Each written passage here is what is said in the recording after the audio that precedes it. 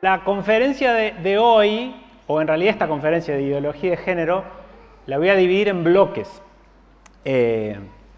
para poder hacerla llevadera y que son temas que tienen que ver con el gran tema de la ideología de género. Y el primer bloque va a tener un pasaje histórico para que podamos comprender históricamente la historia del feminismo y el nacimiento de la ideología de género hasta el día de hoy. Y voy a tratar de ser, sobre todo en esta primera parte, voy a citar muchos autores y voy a leer textualmente muchos libros.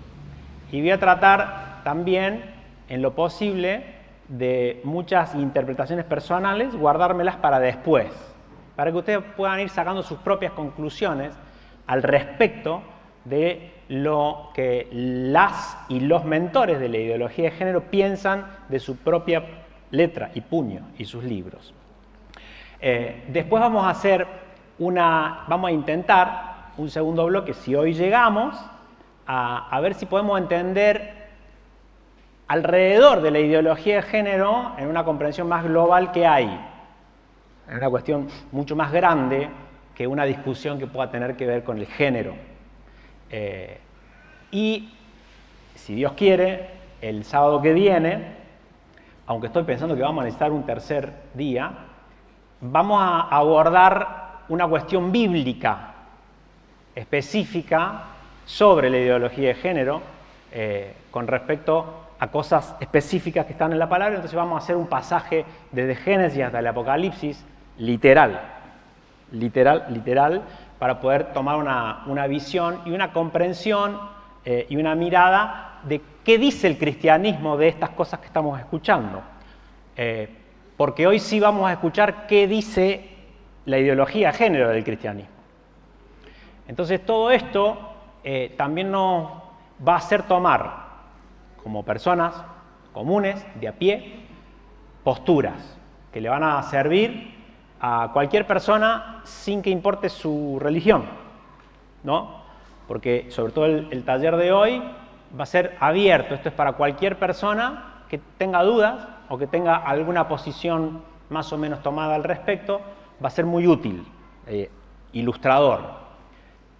Y después sí, nosotros como comunidad religiosa vamos a poder tomar determinaciones específicas a través de nuestra mirada desde la palabra de Dios. Así que mi intención inicial es hacerle una definición de qué es la ideología de género, pero no como lo digo yo, sino como lo dicen los mentores de la ideología de género, y les voy a citar. En el año 2006, en Indonesia, en una ciudad que se llama Yogyakarta, se hizo una gran cumbre de todos los y las mentoras de la ideología de género. Y establecieron principios que son los que mandaron a afectar las legislaciones de todos los países. Una de las primeras cuestiones que hicieron fue definir qué es ideología de género. Y eso que pasó en el año 2006, que se llaman los principios Yogyakarta, de la ciudad donde se juntaron, dice exactamente lo mismo que nuestra ley de identidad de género, que está activa desde el 2012 en Argentina. Con esto yo ya les voy a ir dando un parámetro de cómo funciona, cómo va funcionando el mundo, al respecto de la teoría de los mentores y las mentoras de ciertos movimientos, y cómo después muchas cosas, unos años después, pasan a ser ley.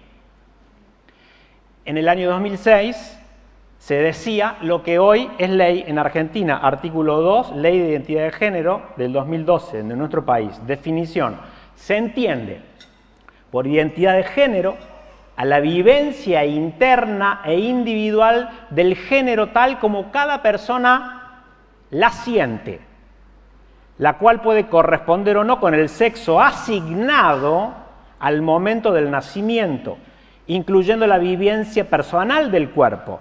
Esto puede involucrar la modificación de la apariencia o la función corporal a través de medios farmacológicos, quirúrgicos o de otra índole, siempre que ello sea libremente escogido, y también incluye otras expresiones de género como la vestimenta, modo de hablar y modales.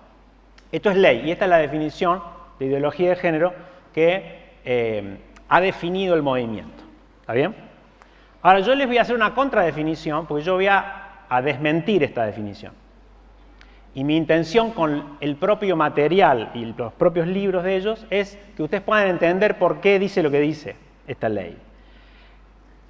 Una contrarrespuesta es que en realidad la ideología de género es un conjunto de ideas anticientíficas que con propósitos políticos autoritarios, tiránicos, desarraigan de la sexualidad humana su naturaleza y la explican exclusivamente desde la cultura.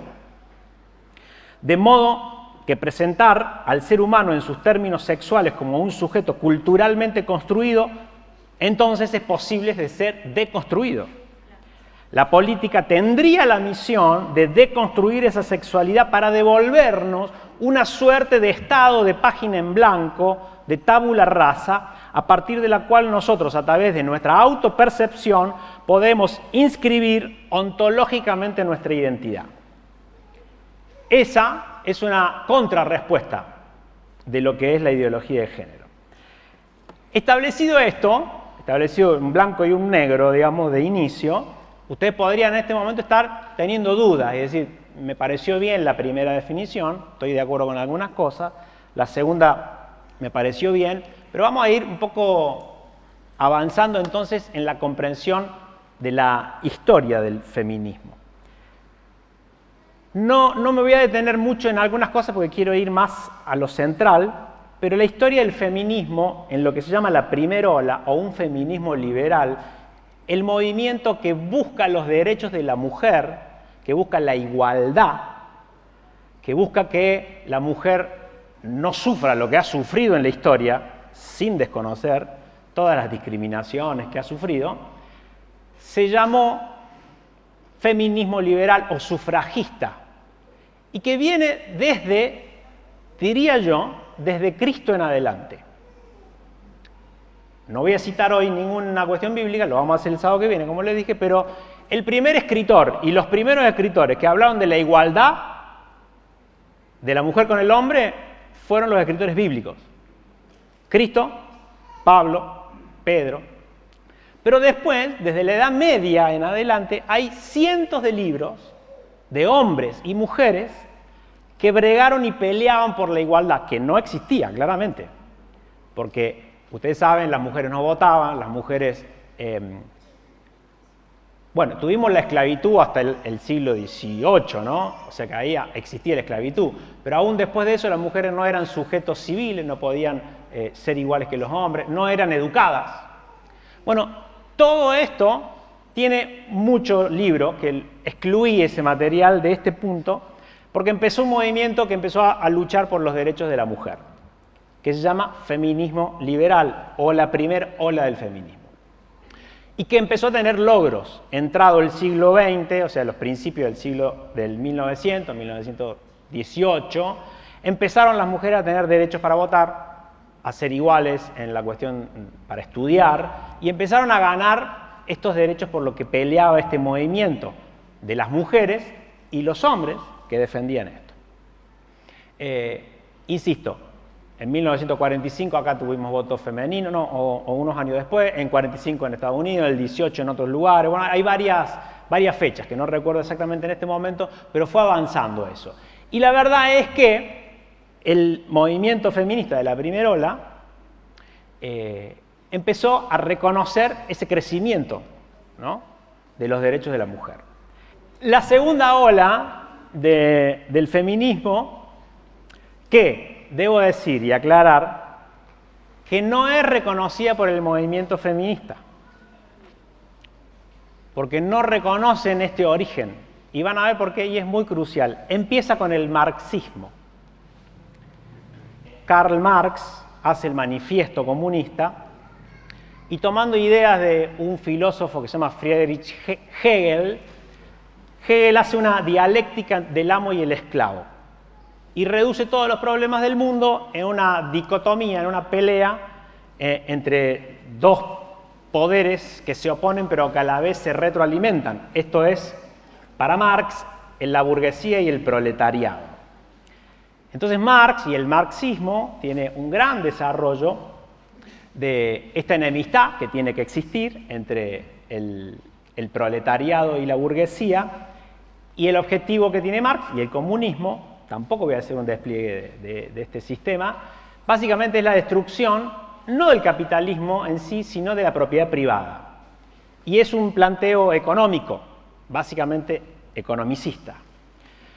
Pero Marx y Engels, que son los dos mentores de esto, que son los escritores del Manifiesto Comunista y de muchos otros libros, que ahora sí voy a empezar a citar, empiezan a darse cuenta de que la mujer, la cantidad de mujeres y la mano de obra de las mujeres es fundamental para la revolución. Entonces empiezan a utilizar y a incorporar y a manipular el movimiento de las mujeres para incorporarlo a la revolución, pero con una gran farsa. Engels escribe en un libro que se llama El origen de la familia, la propiedad privada y el Estado, en el año 1884, el derrocamiento del derecho materno fue la gran derrota histórica del sexo femenino en todo el mundo. El hombre empuñó también las riendas de la casa, la mujer se vio degradada, convertida en una servidora, en la esclava de la lujuria del hombre y convertida en un instrumento de reproducción. Esto que ustedes van a escuchar hoy, como si fuese una idea nueva, en realidad ya lo planteó Engels en la Revolución Marxista, en el año 1884. Y para él, el hombre es en la familia el burgués y la mujer es en la familia el proletariado. Y ellos utilizaron esta dialéctica del amo y el esclavo y la cargaron a el hombre y la mujer, para poder tener en sus filas a todas las mujeres en la revolución. Marx decía, y está escrito en una teoría, en la tesis sobre Feuerbach, que si la familia terrenal es la representación de la sagrada familia, de la familia divina, entonces tenemos que destruir ambas. Todo lo que digo, chicos y chicas, es cita textual, ¿no? Que después si quieren le paso el apunte para que ustedes lo vean. Entonces, esta teoría de Engels, ¿en qué se basa? Y acá viene lo que es muy interesante. Engels decía, y lo escribe en el libro que recién cité, que en realidad el hombre manipuló en un momento de la historia a la mujer, haciéndose el centro de la historia, pero que originalmente no era así, que la idea original, el mundo original, era el matriarcado, de que las comunidades se regían por comunidades donde no existía el matrimonio, donde había plurifamilias, pero que la que guiaba todo era la madre, porque la genealogía y la única forma de rastrear hijos en una comunidad donde hay ciertas libertades sexuales es solo a través de saber quién es tu mamá. ¿Por qué? Porque nunca sabes quién es. ¿Se entiende? Entonces la única forma de que vos sepas de hijo de quién sos es hijo de tu mamá. Además, porque los hombres, que eran brutos, lo único que tenían como función era ir a cazar y traer el alimento, pero las que con su sabiduría administraban lo que los hombres simplemente traían para sostener la tribu, la comunidad, eran las mujeres. Esta sociedad ideal, donde, como le digo, había eran comunidades matriarcales, donde no existía la familia, es un invento de la cultura del hombre. ¿Y para qué? Para someter a la mujer, pero sobre todo para instalar el capitalismo, porque a través de la formación de la familia es quien sostiene el capitalismo y por ende el hombre, luego, capitalista, somete a la mujer y a todo el mundo. Esto, que ustedes me pueden decir, qué interesante teoría, la pregunta que todo el mundo se hizo después que Engels lo escribió es: ¿cuándo viste vos una sociedad así? ¿A dónde hay una historia? ¿A dónde hay un documento que diga que existió una sociedad matriarcal? Claramente no se puede buscar, porque hablar de esto es lo mismo que hablar de los mitos griegos, ¿no? Hablar de Zeus y hablar de esto es lo mismo. Pero esta teoría, desarrollada por uno de los ideólogos más grandes de la historia, caló hondo en ese momento y creó la manipulación de la mujer en la revolución comunista. Ahora, la liberación de la mujer exige, como condición primera, la reincorporación de todo el sexo femenino a la industria social, lo que a su vez requiere que se suprima la familia individual como unidad económica de la sociedad, concluye Engels. Esto es en la página 66 del libro que yo cité. Ahora, el tema es que, para ir avanzando, porque ya van entendiendo por dónde va, y podría citarle muchas hojas y muchos lugares, y los tengo acá, es como decir, bueno, esto es toda una teoría, Martín, y cada uno escribe lo que quiere. Claro, pero ¿saben qué pasó en el año 1917? El comunismo se hace gobierno. Y a través de la revolución bolchevique que llega a cargo Lenin, Lenin es el dictador que instaura el marxismo en Rusia en el año 1917, llevando adelante una revolución que tenía que ver con, entre comillas, empoderar al proletario, empoderar a los empleados, a los obreros, la clase obrera, viene desde ahí, y que ellos tomen el poder y expropiar entonces todo, porque el gran problema de todo es la propiedad privada, es que vos seas dueño de una casa y de un auto, y que vos seas dueño de esto, y no solo eso, sino que vos seas dueño de tus hijos, y que vos tengas tu familia. Ese es un gran problema para el marxismo, el cual viene a destruir. Entonces Lenin, en el año 1917, implementa esto como política de Estado. Y dentro de la política de Estado, ahora les voy a leer algunas cosas, existe la liberación sexual de la mujer, porque la mujer está oprimida sexualmente por el marido, que es el reproductor del sistema capitalista, explotador en su casa. Él es el burgués y la mujer es la explotada. Entonces ahora que viene la revolución, las mujeres van a poder tener una liberación sexual. Pero lo que no sabían las mujeres de ese entonces, ni mucho menos, era que lo que Lenin y tanto Marx como Engels simplemente estaban haciendo era utilizar a las mujeres una vez más como un objeto sexual de su propia ideología perversa para que vos no puedas decir que no a cualquier deseo sexual que ellos tuvieran. Les voy a leer algunas cosas. Apareció un libro que escribió un doctor y su hijo, que fueron doctores en actividad en este periodo de la historia que les cité recién, los cuales después dejan de ser comunistas por ver semejantes aberraciones. Estos eran médicos, sexólogos, sociólogos y endocrinólogos, padre e hijo, que se llama Mijail Stern y el hijo August Stern, y que después estuvieron presos en los campos de concentración por decir esto, de Rusia. Los soltaron en la década del 70 y este libro lo escriben en el 78. Y que son las memorias de los médicos que atendían a las mujeres que eran víctimas de esta liberación femenina que el comunismo había traído. Existía un decreto en la época en la ciudad de Vladimir, había otro en Saratov, que proponía la socialización de la mujer. Cuando yo digo socialización, y por eso parece que es muy importante revisar los términos, hoy nosotros decimos, che, vamos a socializar. ¿Y qué pensamos de eso? Y bueno, pero esto es socialismo, chicas y chicos. Estamos hablando de una ideología que dice otra cosa. La socialización de las mujeres significa esto. A partir de los 18 años de edad, toda muchacha queda declarada propiedad del Estado. Y toda muchacha que alcance esta edad y que no se haya casado está obligada, so pena de denuncias, severos castigos, a inscribirse en una oficina de amor libre. Y una vez inscrita, la muchacha tiene derecho a elegir esposo entre los 19 y los 50, habrá que preguntar por qué le da, y los hombres tienen derecho a elegir a cualquiera de esas mujeres, suponiendo que tenga prueba que son proletarias. Para quienes lo deseen, la elección del marido o mujer puede efectuarse una vez al mes. Está bueno, ¿no? O sea,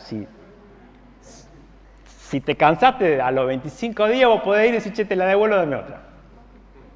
Y los hijos que sean fruto de este tipo de cohabitación se convertirán en propiedad de la República. Esto es página 42 y 43 de las prácticas sexuales en la Unión Soviética. Tan es así que el célebre periódico Pravda publicó esta nota en el año 1925, en plena revolución. Los estudiantes desconfían de las jóvenes comunistas que se niegan a acostarse con ellos. Las consideran como pequeñas burguesas, retrasadas, como no han sabido liberarse de los prejuicios que la antigua sociedad trae. Existe una opinión según la cual no solo la abstinencia, sino también la maternidad proceden de una ideología burguesa. La mujer liberada, soviética, es otra cosa. Pues, bueno, sigue, el hombre necesita satisfacer sus necesidades materiales. Cuando ella no se prestaba a tal cosa, era leída como una negativa en términos de luchas de clases, y una mujer pública. Otro comunista, marido de una amiga mía, me propuso que me acostara con él una sola noche con el pretexto de que su mujer estaba indispuesta. No podía satisfacerla de momento. Cuando me negué, me trató de burguesa estúpida e incapaz de elevarme a la altura de la mentalidad comunista. Bien, tengo mucho de esto, pero voy a dejarlo acá porque me parece que ya entendieron. Lo que no entendieron, porque no se los dije todavía, es que la Rusia comunista en el año 1920 es la primera en legalizar el aborto. Porque les dije que parte de la liberación de lo que hablamos era esta cuestión. El tema es que fue un golpe tan grande esta manipulación de la mujer, la destrucción de la familia, que empezó a bajar la tasa de natalidad del país entero, cuando en 1900... Déjenme ver que les digo los datos. 20. En 1913 la tasa era del 45,5% y en el 1950 había bajado el 50% de eso.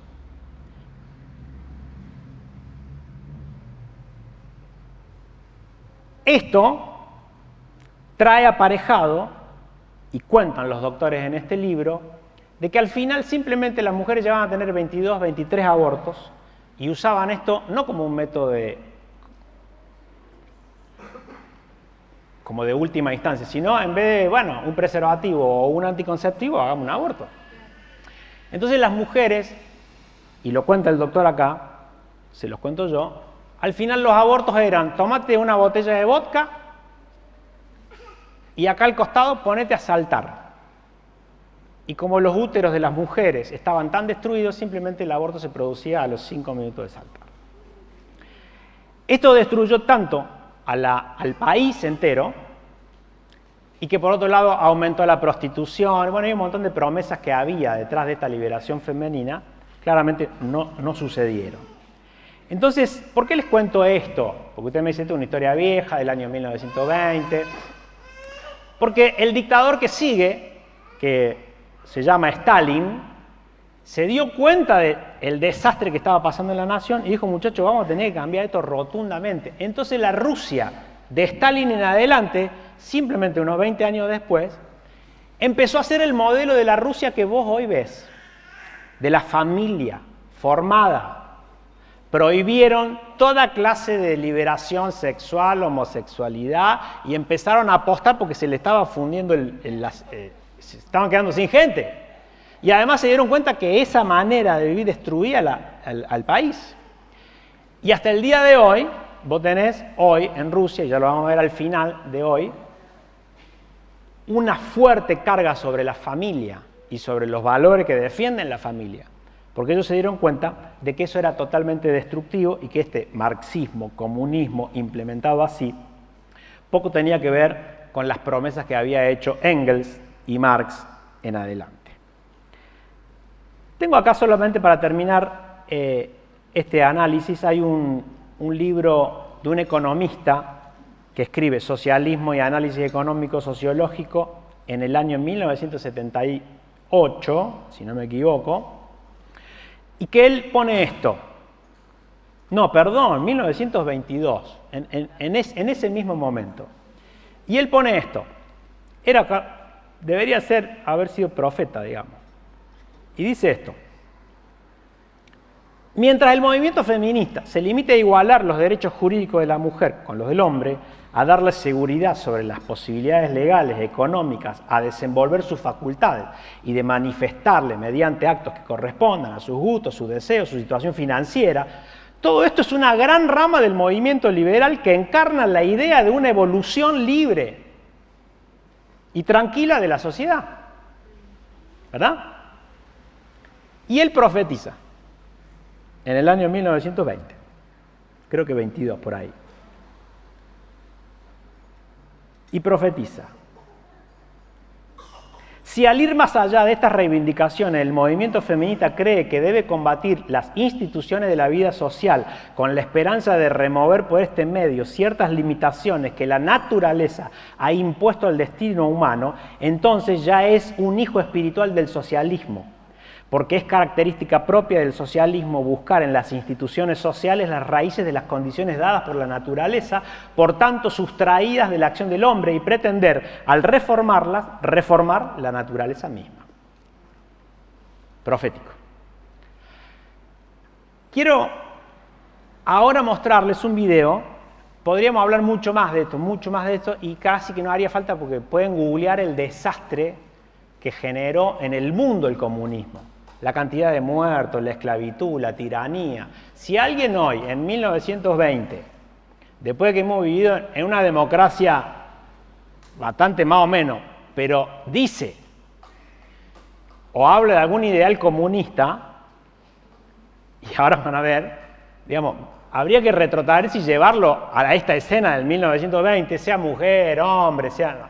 y andar a vivirla un poco, a ver qué te parece. Lo mismo podríamos decir con todos los otros sistemas de gobierno que llevaron adelante intentos de comunismo y socialismo. Porque hay algunos que piensan que Fidel Castro y el Che Guevara son más o menos como Jesucristo. Pero sin embargo han sido tiranos que oprimieron al pueblo.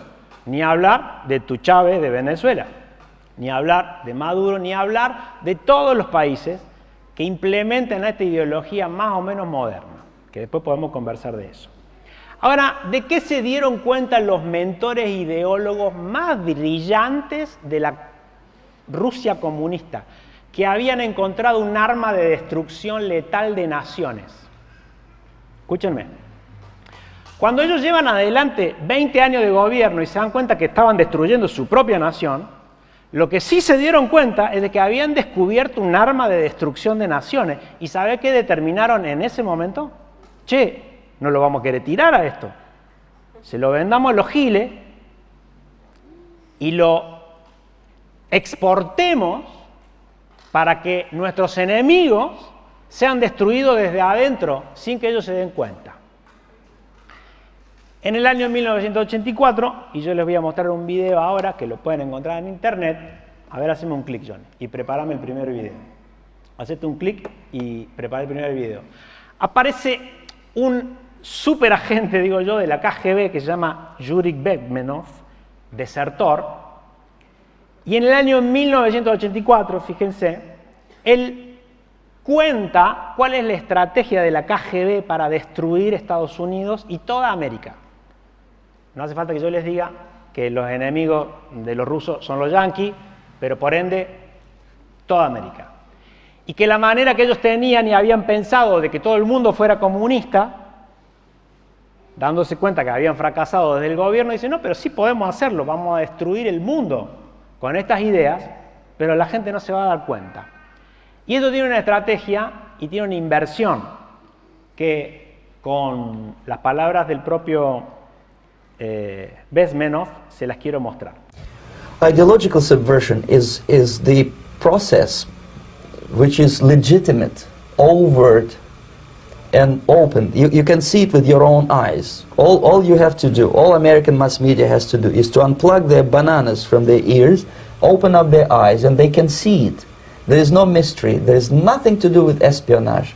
I know that espionage intelligence gathering looks more romantic. It sells more deodorants through the advertising, probably. That's why your Hollywood producers are so crazy about James Bond type of thrillers. But in reality, the main emphasis of the KGB is not in the area of intelligence at all. According to my opinion and opinion of many defectors of my caliber, Only about 15% of time, money, and manpower is spent on espionage as such. The other 85% is a slow process which we call either ideological subversion or active measures, активные мероприятия in the language of the KGB, or psychological warfare. What it basically means is to change the perception of reality of every American to such an extent that despite of the abundance of information, no one is able to come to sensible conclusions in the interests of defending themselves, their families, their community, and their country. It's a great brainwashing process which goes very slow, and it's divided in 4 basic stages. The first one being demoralization. It takes from 15 to 20 years to demoralize a nation. Why that many years? Because this is the minimum number of years which requires to educate one generation of students in the country of your enemy, exposed to the ideology of the enemy. In other words, Marxism-Leninism ideology is being pumped into the soft heads of at least 3 generations of American students without being challenged or counterbalanced by the basic values of Americanism, American patriotism. The result you can see. Most of the people who graduated in the 60s, dropouts or half-baked intellectuals, are now occupying the positions of power in the government, civil service, business, mass media, educational system. You are stuck with them. You cannot get rid of them. The demoralization process in the United States is basically completed already. For the last 25 years, exposure to true information does not matter anymore. A person who was demoralized is unable to assess true information. The facts tell nothing to him. Even if I shower him with information, with authentic proof, with documents, with pictures, even if I take him by force to the Soviet Union and show him concentration camp, he will refuse to believe it until he is going to receive a kick in his fat bottom. When a military boot crashes his balls, then he will understand, but not before that. That's the tragic of the situation of demoralization. The next stage is destabilization. This time, subverter does not care about your ideas and the patterns of your consumption. Whether you eat junk food and get fat and flabby, doesn't matter anymore. This time, and it takes only from 2 to 5 years to destabilize a nation, what matters is essentials: economy, foreign relations, defense systems. And you can see it quite clearly that in some areas, in such sensitive areas as defense and economy, the influence of Marxist-Leninist ideas in the United States is absolutely fantastic. I could never believe it 14 years ago when I landed in this part of the world that the process will go that fast. The next stage, of course, is crisis. It may take only up to 6 weeks to bring a country to the verge of crisis. You can see it in Central America now. And after crisis, with a violent change of power, structure, and economy, you have so-called the period of normalization. It may last indefinitely. Normalization is a cynical expression borrowed from Soviet propaganda. When the Soviet tanks moved into Czechoslovakia in '68, Comrade Brezhnev said, "Now the situation in brotherly Czechoslovakia is normalized." This is what will happen in the United States if you allow all these schmucks to bring the country to crisis, to promise people all kind of goodies and the paradise on earth, to destabilize your economy, to eliminate the principle of free market competition, and to put a big brother government in Washington, D.C. Esto es 1984, en donde él ya manifiesta que hay una victoria, porque desde el año 60 esta ideología está siendo enseñada en las universidades en Estados Unidos. Y con 15 años es suficiente para educar una generación. Que después, y escuchen bien eso, y lo quiero rescatar, y por eso los pongo ahora, porque todavía no hablé de la ideología de género. Todavía no empecé. Porque todavía no está pasando en el mundo. Todavía no está pasando. La ideología de género todavía no pasó en el mundo, propiamente dicha. Solo tenemos el feminismo marxista, y el primer feminismo. Pero ellos plantean que como yo te desmoralicé, es decir, te saqué toda moral y te lavé el cerebro, no hay dato. Yo te puedo dar un baño de verdad, dice, y vos de todas maneras no lo vas a creer. Y la nota es larga, después léanla, pueden ver de cuál es el destino de esta gente para ellos, ¿no? Entonces es muy interesante esta manera porque desde ese momento empezaron ideológicamente a infiltrarse en el resto de los países americanos. Agustín Laje, en su libro Negro de la Nueva Izquierda, dice que entonces los revolucionarios dejaron de expropiar cuentas bancarias y tierras y empezaron a expropiar mentes. Y eso era mucho más productivo. Muy bien. Qué grande el Johnny. Muy bien. Estaríamos en momento, estoy dejando muchas cosas de lado, ¿no? Ya tengo 36 minutos. Muchas cosas de lado estoy dejando. Estamos entrado el siglo XX,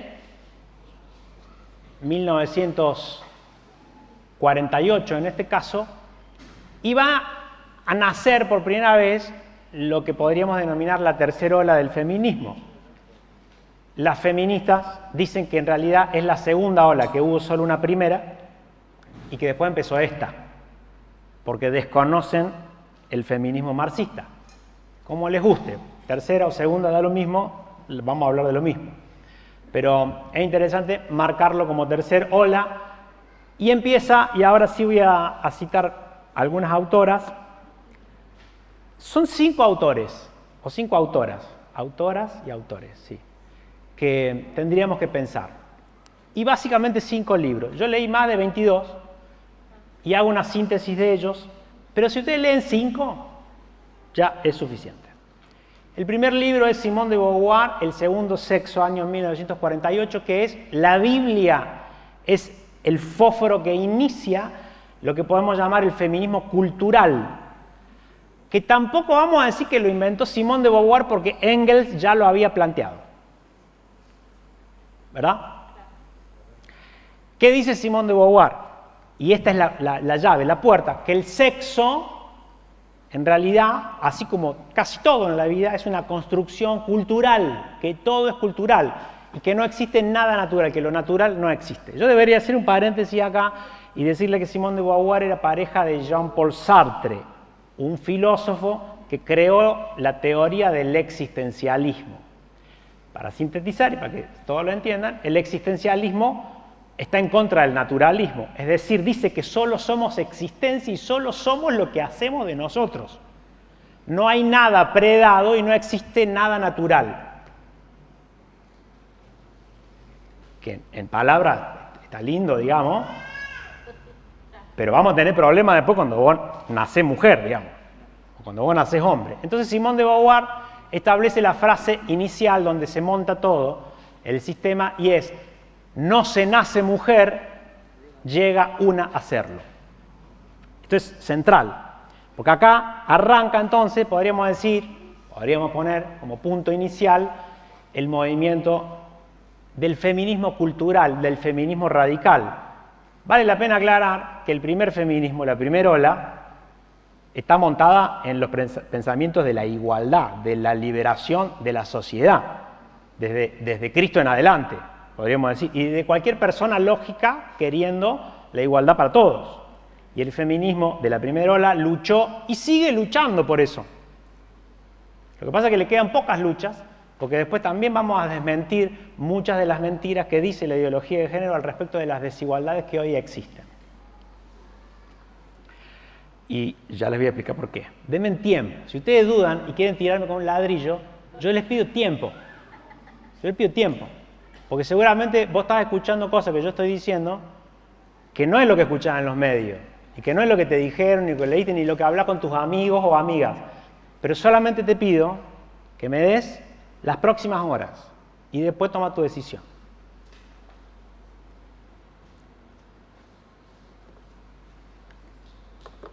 Esta foto, me salté, mirá, voy para atrás. Esta foto, esta se las mostré, la habían visto, ¿no? Sí. Bien. Esta foto es un manifiesto que se llama el Manifiesto de las 343, que Simone de Beauvoir hace en el año 1971, con respecto a una marcha que se hizo por el aborto y la legalización del aborto en Francia. El aborto en Francia fue legalizado en 1975. Y acá es donde yo quizás voy a, insisto, confrontarlos con cosas ahora, que después van a caer. Lo que pasa es que todavía no está el tiempo histórico, después se van a dar cuenta. Pero para la mente feminista de esta raza, de la tercera ola del feminismo cultural, del feminismo radical, vos no podés ser feminista si no abortás. No si estás a favor del aborto, si vos no abortás. No podés ser feminista si estás casada. No podés ser feminista si no practicás la pedofilia. Y no podés ser feminista si no querés la destrucción del hombre, y por ende del matrimonio, y por ende de la sociedad toda. Y vos decís, pará, loco, yo soy feminista porque quiero que las mujeres cobremos lo mismo que los hombres. Yo soy feminista porque, bueno, yo te dije que dame 45, 50 minutos más.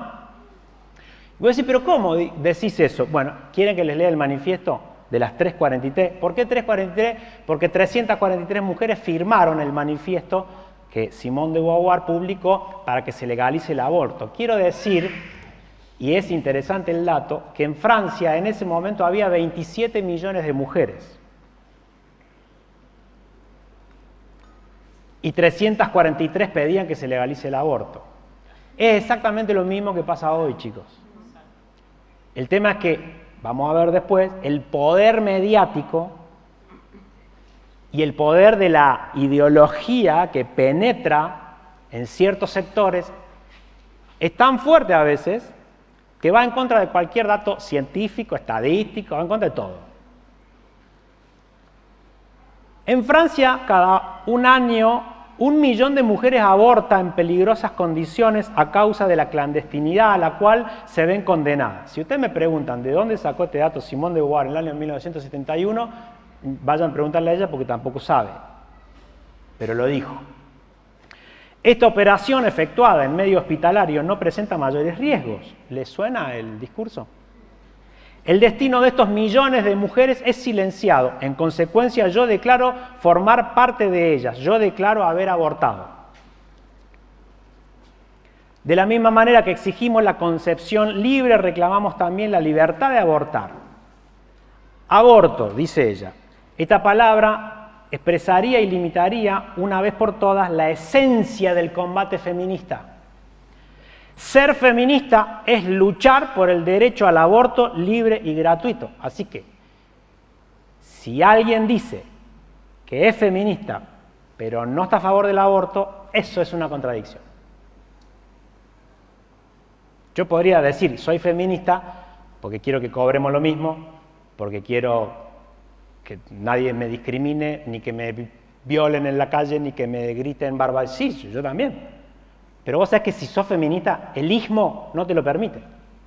Pero estoy en contra del aborto. No se puede. O sea, si hubiese una mujer que dice que es feminista y está en contra del aborto, no se puede. Porque la Biblia del feminismo, y ya lo vamos a ver después, ¿no? Vamos a ver después, te dice que no podés. Y sigue, a los fascistas cualquiera sea su pelaje les decimos, aquellos que lo reivindican y nos agreden físicamente, católicos, cristianos, integristas, demógrafos, médicos, expertos, juristas, hombres responsables, bla, bla, bla, que a partir de ahora quedan desenmascarados, que son unos asesinos. Sí, los otros, digamos. Los que están en contra del aborto son unos asesinos y que por tanto les prohibimos terminantemente utilizar el término respeto a la vida. Esta es una obscenidad en sus bocas. Somos 27 millones y luchamos hasta el final para lograr lo que se nos debe. Poder disponer libremente de nuestros cuerpos. Año 1971, basado en año 1948. La misma persona. Yo creo que ya no haría falta leer más nada. Porque está claro por cómo viene y cuál es la manera en que esta ideología, que es tiránica, que falsea los datos y que es la más soberbia de todas las ideologías que ha habido en la Tierra. ¿Por qué? Porque ninguna se adujo a sí mismo la representatividad de media raza humana. Pero esta sí, porque Simón de Beauvoir lo dijo acá, somos 27 millones. No, no son 27 millones, son 343.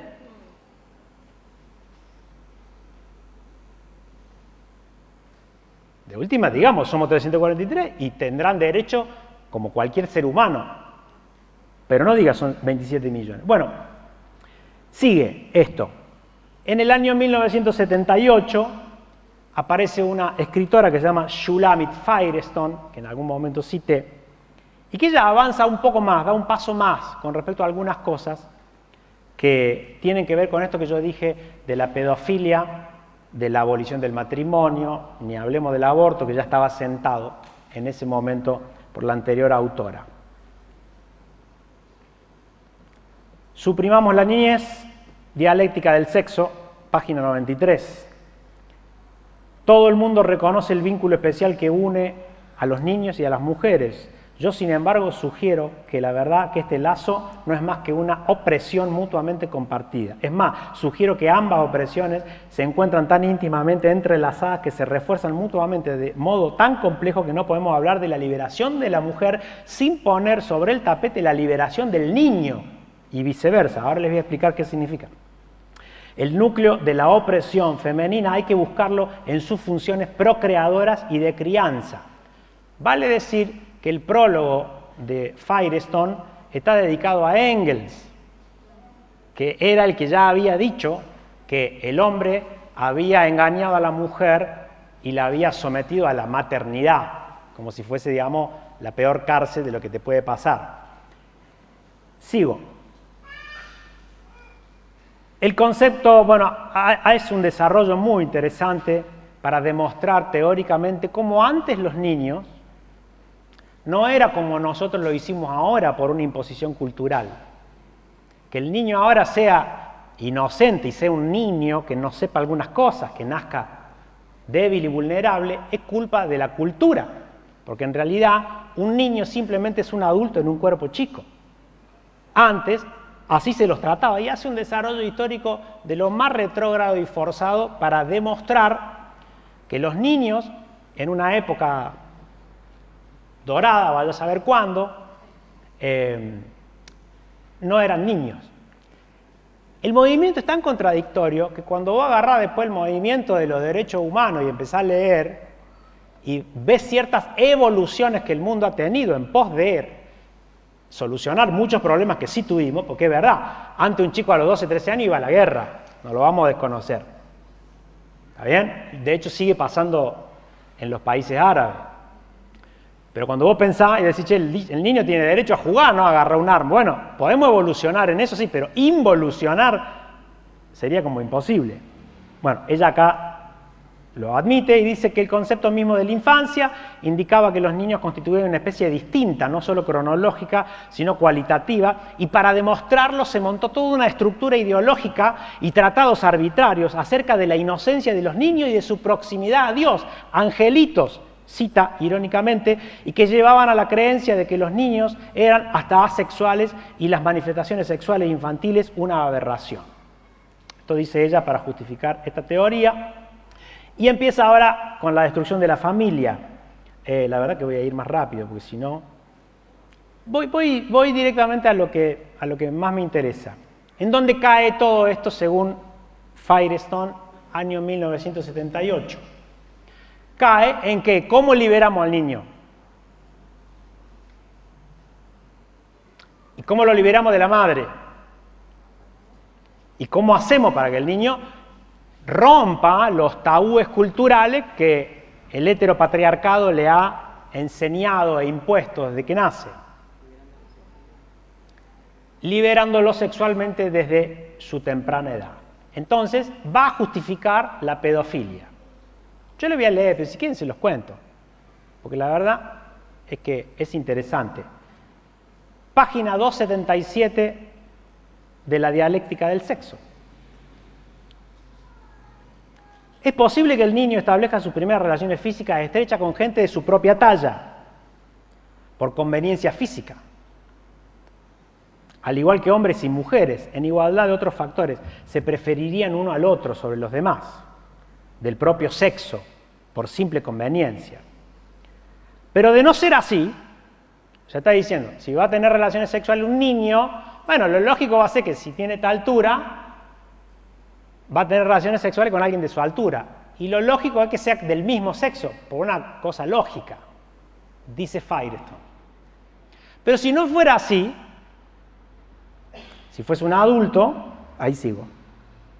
Si el niño escogiera la relación sexual con los adultos, aún en el caso de que escogiera a su propia madre genética, no existirían razones a priori para que ésta rechazara sus insinuaciones sexuales, puesto que el tabú del incesto habría perdido su función. Porque la unidad de convivencia social, transitoria, no se vería sometida a los peligros de un exclusivismo reproductivo. De esta manera, al carecer del tabú del incesto dentro de unas pocas generaciones, los adultos podrían retornar a una sexualidad polimórfica, más natural, y a la concentración en el aspecto genital del sexo y el placer orgástico, y daría paso a unas relaciones físico-emocionales totalmente mejores, etcétera, etcétera. En otra página, simplemente habla ella de que todo puede estar relegado al tamaño del pene y al tamaño del ano, de la vagina, del niño o de la niña. Es decir, si un niño de 5 años o una niña de 5 años va a tener relaciones con un hombre de 45, no hay ningún problema. Lo único que habría que medir físicamente el tamaño del ano del niño y del pene del varón.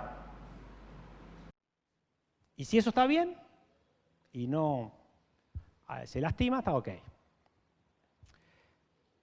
Si a ustedes les parece normal esto y lógico, yo estoy casi, como les dije, estoy emitiendo pocos juicios personales, ¿no? Y estoy leyendo. ¿Por qué? Porque la herramienta, ya les dije, es, si sos feminista, tenés que abortar. Pero no solo eso. Tenés que ser pedófilo. Me acordé que aconseja Firestone de que la mejor manera de iniciar a un niño sexualmente, primero es que lo haga un adulto, porque el adulto es docente, y los docentes siempre son grandes. O sea, el docente es un adulto que le enseña al niño, así como vos mandás a tu hijo a la escuela. Entonces, para aprender educación sexual, lo mejor es que un adulto le enseñe a un niño. ¿Cómo? Con prácticas sexuales. ¿Y cuál sería la mejor manera de que el niño aprenda la liberación sexual? Que rompa con los tabúes del matrimonio y que libera al niño sexualmente de las raíces de la familia. Que la madre, a través de una felación, a los 4 o 5 años, lo inicia al niño. Así puede romper cualquier relación de que ella es mi madre, o mi novia, o mi mujer. No importa, da lo mismo. Entonces, cuando la madre inicia al niño en su relación sexual, a través de una felación a los 4 o 5 años, acaba de generarle la docencia que el niño más necesita.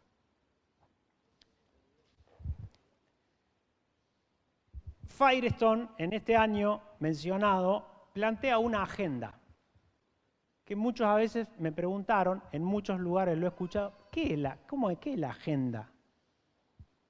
Ah, ¿cómo es eso que hay marcado pasos? ¿Quién dice? ¿De dónde lo sacaste? Se los voy a leer. Página 258 a 261. Es la agenda que han seguido todos los movimientos. Fíjense, denme tiempo, por favor, porque estoy en la segunda autora. Y después ustedes van a ver cómo todos se citan a sí mismos. Y como yo les mencioné, en el encuentro de Indonesia, de Yogyakarta del año 2006, que se juntaron todos los mentores de la ideología de género para determinar cuál iba a ser la ley que hoy a nosotros nos rige en Argentina. ¿Saben quién estaban ahí? Bueno, ella no, porque ya se murió, y Simone de Beauvoir también, y varios, pero el resto está. La agenda número 1, el punto número 1 es abolir la función reproductiva de la mujer. La mujer no puede reproducir. Ah, porque me olvidé de decirte que si sos feminista, no podés tener hijos. Porque tener hijos es reproducir el sistema heteropatriarcal. Por eso lo del aborto, digo, pero por las dudas, si quedaba alguna duda.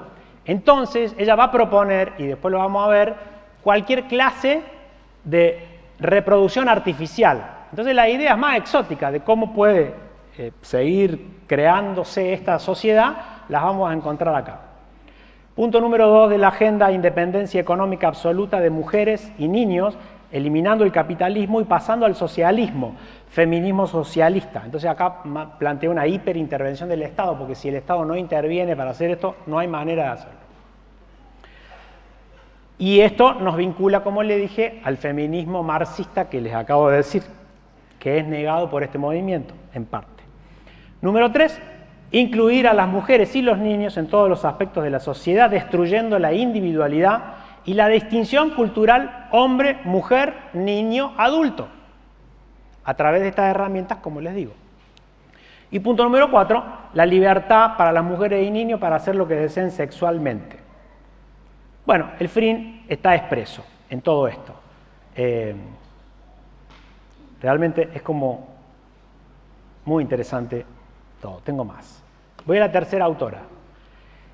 Esta autora, Monique Wittig, realmente tiene muchos libros. Uno que es central, que se llama El pensamiento heterosexual, y otros ensayos que escribe, ha escrito mucho. Hace un avance un poquito más profundo sobre la profundización de estos pensamientos, digamos. Sí. Y va a decir una cosa más, que agrego a la categoría de qué necesitas para ser feminista. No podés ser, tenés que ser lesbiana, porque tenés que abortar, no tenés que tener marido, no tenés que ser madre, te tiene que agradar la pedofilia, y además, si no sos lesbiana no puedes ser feminista. En otras palabras, página 15. Para nosotras y para nosotros esto significa que ya no puede haber mujeres y hombres, y que como clases y categorías de pensamiento o lenguaje tiene que desaparecer política, económica e ideológicamente. Si nosotras como lesbianas y ustedes como homosexuales seguimos hablándonos y pensándonos como mujeres y hombres, estaremos preservando la heterosexualidad. Rompemos el contrato heterosexual. Esto es lo que las lesbianas estamos diciendo por todas partes, si no con teoría, mediante prácticas sociales, y aún no sabemos cuáles podrán ser las repercusiones. ¿Qué es una mujer? Pánico, alarma general para una defensa activa. Francamente es un problema que las lesbianas no tenemos, porque no hemos hecho un camino de cambio de perspectiva, y sería incorrecto decir que las lesbianas nos relacionamos, hacemos el amor o vivimos como mujeres, porque el término mujer tiene sentido solo en los sistemas económicos y de pensamiento heterosexuales. Las lesbianas no somos mujeres. Página 57, Monique Wittig, año 1992, El pensamiento heterosexual. Bueno, y después va a seguir profundizando, donde que ser mujer es lo mismo, la fabricación de mujeres en esta fábrica heteropatriarcal, donde todos los varones tenemos la culpa, es lo mismo que fabricar eunucos o criar esclavos o animales. Y hace su desarrollo, digamos, de cómo entonces la única obligación que tiene la mujer es estar sujeta a los deseos sexuales del marido y a reproducir hijos. Sobre el matrimonio, la categoría del sexo es el producto de la sociedad heterosexual en la cual los hombres se apropian de la reproducción y de la producción de las mujeres, así como de sus personas físicas, por medio de un contrato que se llama matrimonio. Y va a comparar este contrato y la casa, criar los hijos, etcétera, etcétera, etcétera. Bueno, y ahí va a romper con el matrimonio, digamos. Estoy viendo más, bueno, sigue. Esto es interesante, mira, hay que señalar que en lo referente al estado civil, tanto el color como el sexo deben ser declarados, se los cuento. Ella hace un parangón con la abolición de la esclavitud. Entonces, cuando existía la esclavitud, vos en tu DNI o tenías que declarar hombre, mujer, negro o blanco. Cuando la esclavitud es abolida, claramente es discriminador decir negro o blanco. Entonces ella plantea que también es discriminador y no existe, y no tiene que existir más decir hombre o mujer. ¿Por qué? Porque hay que eliminar la categoría de hombre y mujer. Cosa que parecía un poco raro en ese tiempo. Pero sin embargo, como para que ustedes vean que la agenda se va cumpliendo, esta es una nota de Clarín de este mes pasado, en donde hay una estadística de todos los nombres que la gente elige poner en el registro civil y de cómo todos están optando por nombres que son neutros. Qué sé yo, ¿viste? Noah, luz, sol, qué sé yo, no sé. Creo que dice algunos hay miel, Andes, Cow, etcétera, etcétera.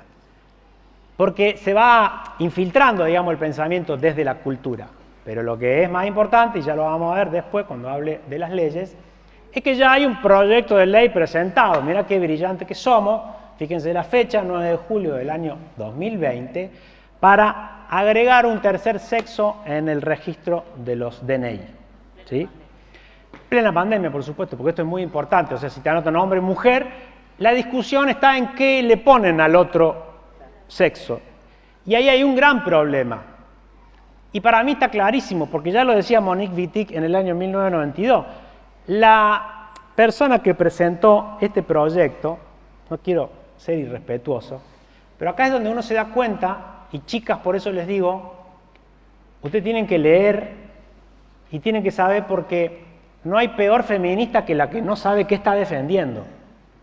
Y la mujer que presenta este proyecto, que es un proyecto de ley, o sea, es diputada, feminista, y que presenta un proyecto de ley para que cambiemos y agreguemos un nuevo sexo, no sabe lo que dicen las mentoras de su movimiento, porque si supiera nunca hubiera pedido semejante gilada, porque lo que el movimiento quiere no es agregar un tercer sexo. ¿Cuál es? Es eliminar cualquier clase de diferenciación sexual hombre-mujer, para que seamos, como después vamos a ver, que dice Paul Preciado, simplemente cuerpos hablantes. ¿Por qué? Porque todo es cultural, es decir, todo lo que ha pasado en mi cuerpo, pero físicamente y biológicamente es cultural. Entonces, esta mujer, pobrecita, le puso otros, femenino, masculino y otros. ¿Para qué? El propio movimiento y los mentores más brillantes, que sí saben lo que quieren, le dijeron, no, no queremos eso, porque a ellos no les importa que vos le hagas un favor. Vienen por el cumplimiento de la agenda. Entonces no es que vos tenés que poner otro, y después se pusieron a discutir, no ponerle trans, gay, LG, no. Ellos no quieren que haya FM y otro. Ellos quieren eliminar la diferenciación de hombre-mujer. Muy bien. Esto en Estados Unidos ya es ley, ¿no? Para decirlo, ya está en Estados Unidos. Esto es de acá, es Argentina. Después voy a hacer un apartado sobre las leyes nuestras. En el caso de las mujeres, la ideología llega lejos, ya que nuestros cuerpos, así como nuestras mentes, son el producto de esta manipulación. Nuestras mentes y en nuestros cuerpos se nos hace corresponder rasgo a rasgo con la idea de naturaleza que ha sido establecida para nosotras. Somos manipuladas hasta tal punto que nuestro cuerpo deformado es lo que ellos llaman natural, lo que supuestamente existía antes de la opresión, tan manipuladas que finalmente la opresión parece ser una consecuencia de esta naturaleza que está dentro de nosotras mismas, una naturaleza que es solamente una idea. Es decir, mujeres, que ustedes tengan senos, es una idea. Que ustedes tengan vulva es una idea. De que ustedes tengan, o los varones que tengan pene, también es una idea, porque esto es para los dos. Y de que vos tengas algunos lugares erógenos en el cuerpo y otros no, es una idea que viene con la práctica cultural. Es más, después yo les voy a enseñar, como Paul B. Preciado enseña en el Manifiesto Contrasexual, cómo masturbar un brazo. No, porque si vamos a hablar de todo, tenemos que hablar de todo, digamos, ¿no? Y el objetivo, clarísimo acá, anoten, página 43, de un ensayo que Monique Wittig hace, retomando la frase de Simone de Beauvoir, no se nace mujer, ella titula su ensayo No se nace mujer, y dice: pero destruir la mujer no significa que nuestro propósito sea la destrucción física del lesbianismo simultáneamente con la categoría del sexo, porque el lesbianismo ofrece de momento la única forma social en la cual podemos vivir libremente. Además, lesbiana es el único concepto que conozco que está más allá de las categorías del sexo hombre-mujer, pues el sujeto designado, lesbiana, no es una mujer, ni económica, ni política, ni ideológicamente. Lo que construye a una mujer es una relación social específica con un hombre. Por eso ya les dije que si vos sos mujer y tenés una relación con un hombre, no podés ser feminista.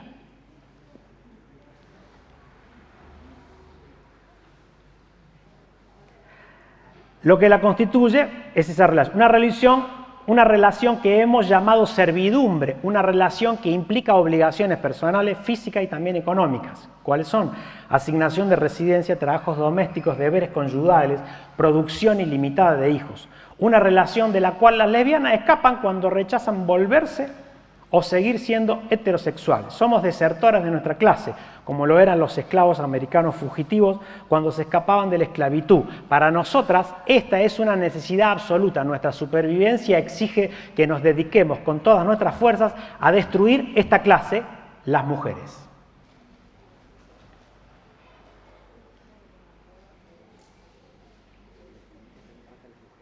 Estoy evitando emitir opiniones personales.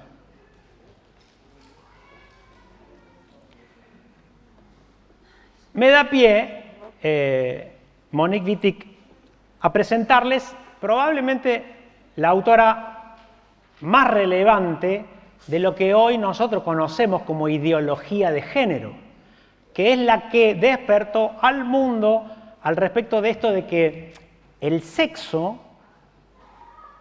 no es lo mismo que el género y que vos podés tener una multiplicidad de identidades, porque Judith Butler, en el Género en Disputa, plantea esto. Ella es una filósofa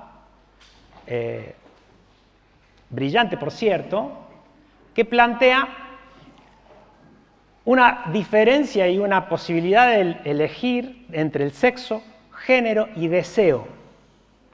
Por eso es que ese binomio hombre-mujer, aún la posibilidad de cruzar el binomio, o sea, mujer con hombre, hombre con mujer, no deja de ser parte del pensamiento heterocentrado, normativo.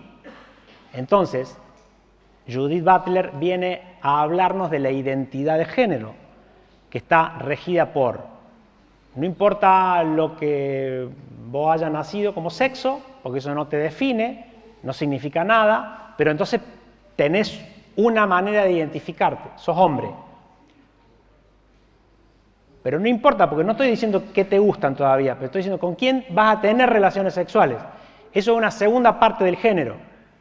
Pero a su vez, sobre quién tenés deseo, es una tercera parte del género. Entonces, cuando vas a hacer la combinación de estas tres opciones, puedes tener miles de opciones. Por eso la ONU, por ejemplo, yo no sé si la OMS, ya reconoce que hay 112 posibilidades de género. Es por eso que esto de LGTBI se quedan cortos con la letra, van a tener que inventar otro abecedario. Entonces, originalmente dice Butler, con el propósito de dar respuestas a las afirmaciones de que la biología es destino, esa diferenciación sirve al argumento de que con independencia de la inmanejabilidad biológica que tenga aparentemente el sexo, el género se construye culturalmente. Por esa razón el género no es resultado causal del sexo, ni tampoco es tan aparentemente rígido como el sexo. Por tanto, la unidad del sujeto ya está potencialmente refutada por la diferenciación que posibilita el género sea una interpretación múltiple del sexo. Ella va a terminar al final diciendo que se demostrará que el sexo, por definición, siempre ha sido género. Perdón si los mezclo un poco con los términos, pero está clarísimo.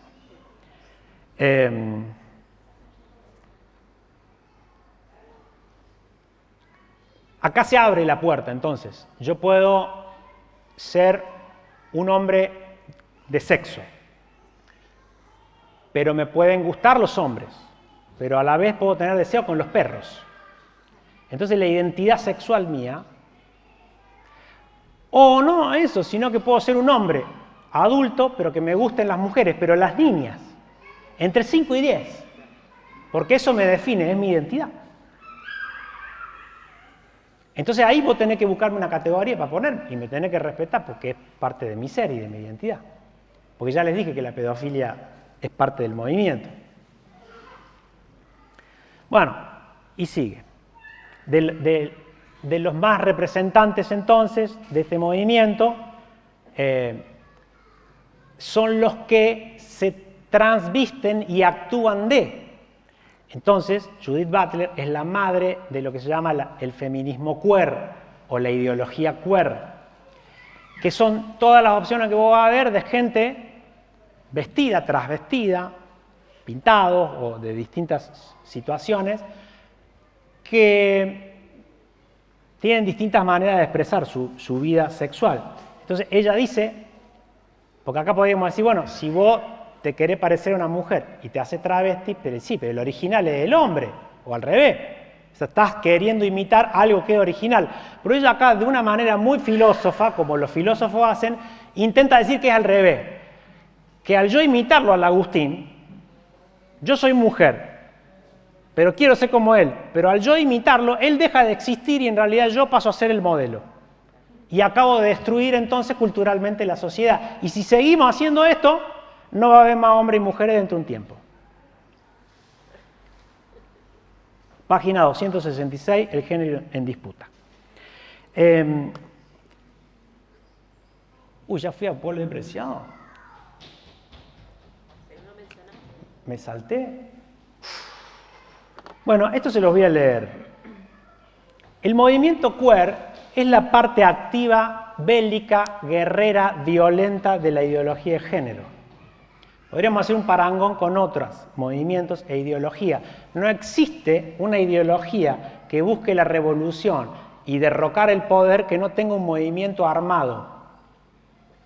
Lo que estoy diciendo, digamos, me voy preso de acá a la China, digamos, y va a decir, no, es que el movimiento queer y el movimiento radical de la ideología de género tiene la violencia como parte de su instauración del sistema. Y escribe Leonor Silvestre, que es una de las mentores argentinas de la ideología, escribe un ensayo que se llama Foucault para encapuchadas, año 2014, y pone en esto: nosotras decimos anarquía, si no podemos ser violenta, no es nuestra revolución. A nosotras no se nos divulgará en las redes sociales porque no sabemos qué dicen nuestras madres acerca de tener o no maridos, acerca de tener o no ideología, porque hemos matado a nuestras familias hace tiempo atrás o simplemente no les estamos hablando por lo que nos resta de nuestra vida y eso es motivo de alegría eterna y terrena. Sin nombre, sin prestigio, sin pasaporte, sin familia, experimentamos el sabor de la molotov, de la nafta, el humo, de la goma quemada cortando el puente y abriendo el camino como quien experimenta un maracuyá, un mango o un fisting, que después le voy a explicar qué es el fisting, pero es una práctica de masturbación del puño con el ano. Esto es página 27, Foucault para encapuchadas. Le hicieron una entrevista a Leonor Silvestri, que después se las voy a pasar, y le preguntan, ¿por qué decís que no a la maternidad? ¿Por qué de mal gusto y antiestética? Te estoy hablando del año 2014. Más o menos alguna cosa cuidaban las chicas antes, pero hoy... Y el motivo es antiespecista. No podemos seguir reproduciendo la especie si este ser humano es un desastre. Hay que matar a todos los niños así que no nazca nadie. Y esto es una crítica a lo que dice de Beauvoir, dice ella. Por eso les dije que yo les cité las Biblias y el pensamiento único que hay de toda la ideología de género del año 1948, sin hablar de Engels, del 1884. Pero esta mujer, 2014, va a citar a todas las autoras que yo ya cité. Y va a decir, entonces, que de Beauvoir estaba en lo cierto cuando decía que debemos cerrar la fábrica de producción del ejército de reserva de esclavos heteronormativos. ¿Quiénes son? Tú y los hijos que nazcan ahora. Desafiliarnos de las filas heterohumanas y dejar de proclamar la unión natural, esencial, útero, vida, tierra. Debemos tener un devenir al estilo de Shulamit Firestone. Como ella decía, parir es como cagar calabazas.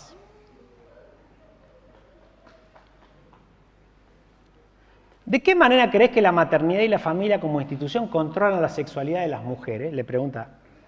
La familia, la sangre, el Edipo y la pareja forman parte de los grandes dispositivos de control, con una coerción subjetiva muy sutil. Es casi un insulto y un motivo hoy, cuando el feminismo radical de los 70 ya abrogaba por eso. O sea, que sigamos hablando de la familia para ella, hoy es. Si en los 70 ya estábamos hablando de eso. Interesante su postura porque le pregunta a la periodista, ¿qué pensás vos de los matrimonios igualitarios que tienen derecho a adoptar? Y los de Fenestra. Le dice, son unos pequeños fascistas serviles, estos matrimonios igualitarios que adoptan, son lo peor que le puede pasar al movimiento. Porque siguen reproduciendo el modelo. Y el mundo que Monique Wittig nos prometió con sus hordas de amantes amazonas lesbianas, no está aconteciendo, dice ella. Esta me gustó mucho, porque una de las cosas que no les dije es que también la prostitución es un trabajo, como el sexo, digamos, no es nada, es un servicio que se presta. Entonces le preguntan sobre eso, y la periodista, muy filosa, en realidad le pregunta, ¿qué diferencia hay entre una mujer que trabaja y entre una prostituta, o entre la mujer que es mantenida por el marido y una prostituta? Y ella dice, hay diferencias entre el trabajo sexual y el matrimonio. El primero, o sea, el trabajo sexual, la prostitución, puede ser autogestivo, interesante, creativo y una buena manera de ganar ingresos elevados de forma independiente en circunstancias más o menos favorables. En cambio, no se me ocurre posición peor que la de ser esposa de alguien. Y ahí sigue hablando de cómo esta cuestión sigue. A todo esto, yo hay libros que no estoy citando, pero hay una autora que escribe un libro que está de este lado, pero al revés, refutando y diciendo que en realidad los esclavos son los hombres y que las mujeres, o sea, es la misma teoría, pero al revés. Por supuesto que no es ni una ni otra, pero lo que quiero decir es que este no es el pensamiento único en el mundo y que todas las mujeres piensan esto, que es lo que te van a hacer creer en los medios. Ya te voy a decir por qué. Bueno, y sigue hablando ahí. Mira, yo acá tenía una marcha feminista, pero no es un video que estaría bueno poner, que no sé si está el video. Johnny, ¿vos tenés ahí? No, marcha feminista dice que sigue, ¿no?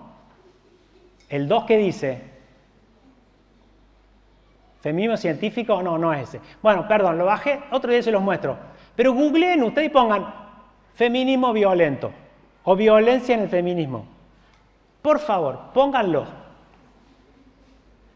Y esas hordas destructivas de todo lo que sucede en cualquiera de las Ni Una Menos o de las marchas del 8M en todos los países son las hordas de la ideología queer, que son el brazo armado del feminismo, que van a destruir todo.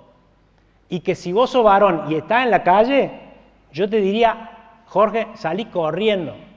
No te va a querer quedar mirar y no va a querer pensar que estamos en democracia. Y no te va a querer confundir pensando que hay libertad de expresión. Y les digo a todos, por favor, no vayan a la marcha, y si hay una marcha, váyanse corriendo. Sobre todo si sos varón. Pero ya te dije que si sos mujer y no sos lesbiana, yo te diría que te vayas también. Y si sos mujer y estás a favor o en contra del aborto, y si sos mujer y estás casada, yo te diría que también te vayas, o por lo menos esconde el anillo. Y háganme el favor de ver estos videos, poné en YouTube, marcha feminista, violencia. Y te vas a dar cuenta de lo que te estoy hablando.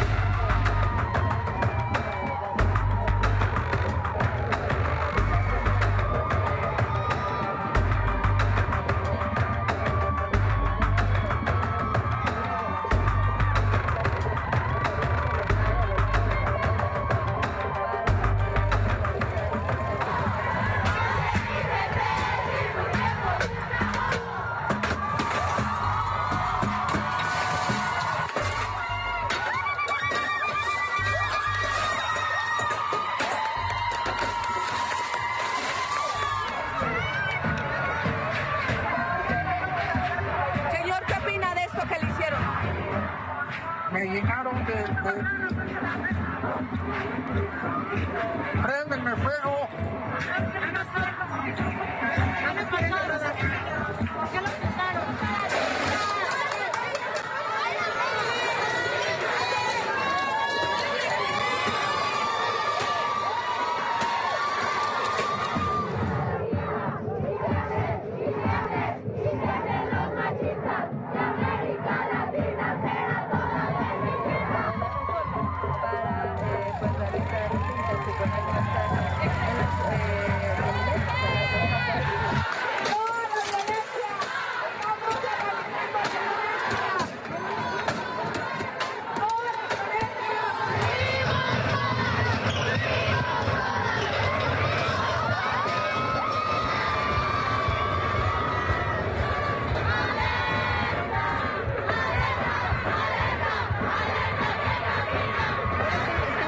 Patrimonio. ¿Has visto cómo queman a las mujeres? ¿Has visto cómo las violan? ¿Has visto cómo las matan? Y esto no te duele más esto. Funciona, amiga.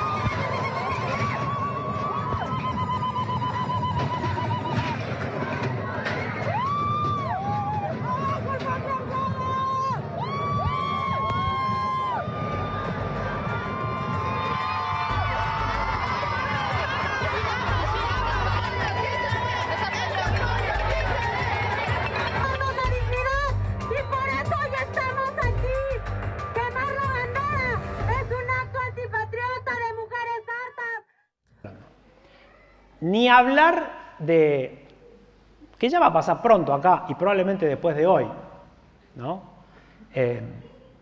De lo que para el movimiento queer significan las iglesias.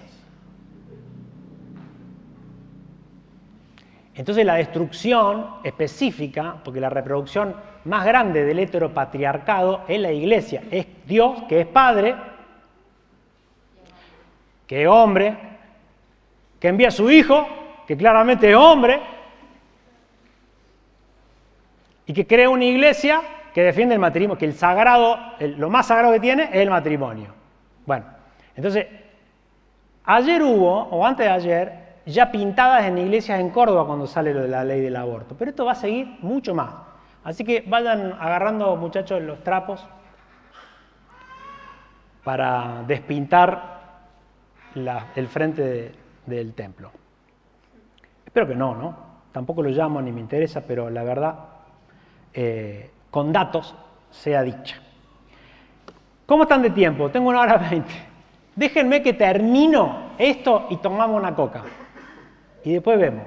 Déjenme que termino esto, porque ahora vamos a entrar, año 2002, en el manifiesto contrasexual. Esto es la síntesis de todo. Esto cita a todas. Y raro del movimiento, pero es lógico por otro lado, porque Paul Beatriz Preciado es un hombre que se llama Pablo, pero que se hace decir Beatriz, ¿no? Lo cual es una contradicción para el movimiento, porque el movimiento feminista no permite que ningún pensador sea hombre. Pero esta contradicción, así como todas las que tiene, uno la puede ir tildando de a una. Pero Paul B. Preciado, que es un filósofo brillante, cuando vos escuchás lo que el tipo dice sobre la pandemia, de hecho yo lo cité cuando hablé hace poco del COVID-20 y 21, cité artículos que él escribe, porque es un pensador brillante, es decir, yo no estoy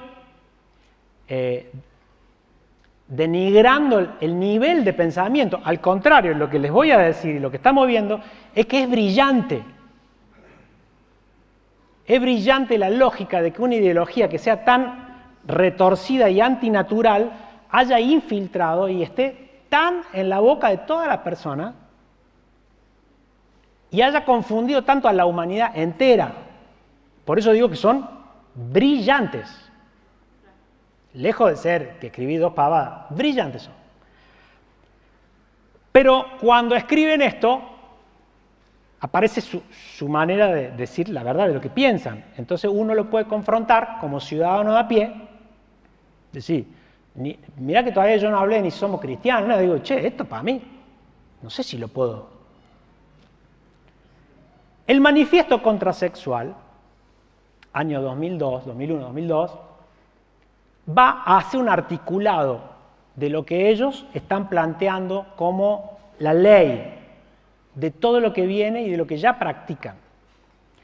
Y te voy a leer varios artículos, frases. Artículo 1. La sociedad contrasexual demanda que se borren las denominaciones masculino-femenino correspondientes a las categorías biológicas varón, mujer, macho, hembra del carnet de identidad, así como de todos los formularios administrativos legales de carácter estatal. Los códigos de la masculinidad y feminidad se convierten en registros abiertos a disposición de los cuerpos parlantes en el marco del contrato contrasexuado. Eso es el objetivo, ¿no? Artículo 2. Para evitar la reapropiación de los cuerpos como femenino o masculino, en el sistema social cada nuevo cuerpo llevará un nuevo nombre que escape de las marcas de género, sea cual fuese la lengua empleada. O sea, vos tenés que ponerte un nombre al revés. Vos te llamas Jorge, ponete Jorge Marcela. O Edgar Fernanda. Y si sos María José, que ya la trae, ponételo al revés, José María. Artículo 3. La abolición del contrato matrimonial, y acá habla no solo de eso, sino que no tenés más herencia, o sea, todo lo que trae el matrimonio. Artículo 4. Es largo, ¿no? Pero te leo alguna. Parodiar y simular la manera sistemática los efectos habituales asociados con el orgasmo, para así subvertir y transformar una reacción natural ideológicamente construida, porque para Paul B. Presidio del movimiento, los orgasmos simplemente son construcciones culturales que vos has generado con los cuerpos. No se produce por una cuestión biológica de fricción de un centro erógeno que tiene millones de terminales sensibles que hacen que si vos te tocas la vulva o el pene o el glande sientas algo distinto que si te toca el brazo. Eso es una construcción cultural. Entonces, ¿cómo rompemos esto? Vamos a simular orgasmos. Simulamos orgasmos y él nos va a invitar a ver las prácticas de inversión contrasexuales. ¿Quieren que les cuente una práctica de inversión contrasexual? Este es Paul B. Preciado. No sé si lo van a ver ahí, porque esto está en el manual, en el manifiesto. Y tiene muchas maneras de practicar esto. Le voy a leer lo que dice ahí. Porque esto es un manual, como el materiales, tiempo de duración de la práctica, elementos necesarios, y te explica cómo hacerlo. Se los voy a leer. Bueno, principio que dirige la práctica. Número de cuerpos, 1, porque esto es algo individual. La tecnología es traslación contrasexual del dildo y él va a hacer un desarrollo del significado del dildo. El dildo es un pene de plástico o cualquier elemento que sirva para. Y la técnica va a consistir en un autodildaje. Materiales, hace falta una lavativa anal, un par de zapatos tacones altos, 2 dildos, uno pequeño, grande y otro duro, y unas cuerdas y un sillón. La duración de la práctica, 11 minutos. Descripción de la práctica. Desnúdese, prepare una lavativa anal, túmbese a lo largo y repose desnudo durante 2 minutos después de la lavativa. Levántese y repita en voz alta: dedico el placer de mi ano a todas las personas portadoras de VIH. Aquellos que ya sean portadores del virus podrán dedicar el placer de sus anos a sus propios anos y a la abertura de los anos de los seres queridos. Pónganse un par de zapatos de tacón aguja, ate los dildos con cordones a los tobillos y a los zapatos Prepare su ano para la penetración con un lubricante adecuado. Túmbese en un sillón e intente darse por el culo con cada dildo. Utilice su mano para que el dildo penetre su ano. Cada vez que el dildo salga de su ano, grite. Grite su contranombre viciosamente. El nombre que yo les dije que había que agregarse en el artículo 3. Julia, Julia, después de 7 minutos de autodildaje, emita un grito estridente para simular un orgasmo violento. La duración total de la práctica debe controlarse por un cronómetro que indicará como un bouger del tiempo. Al final del placer y el apogeo orgásmico, la simulación del orgasmo se mantendrá durante 10 segundos. A continuación, la respiración será más lenta y profunda y las piernas y el ano quedarán totalmente relajados.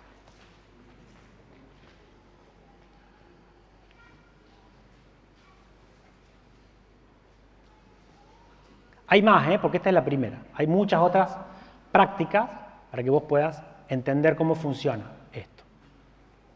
Esto es feminismo. Esto es ideología de género. Voy a seguir, si es que se puede.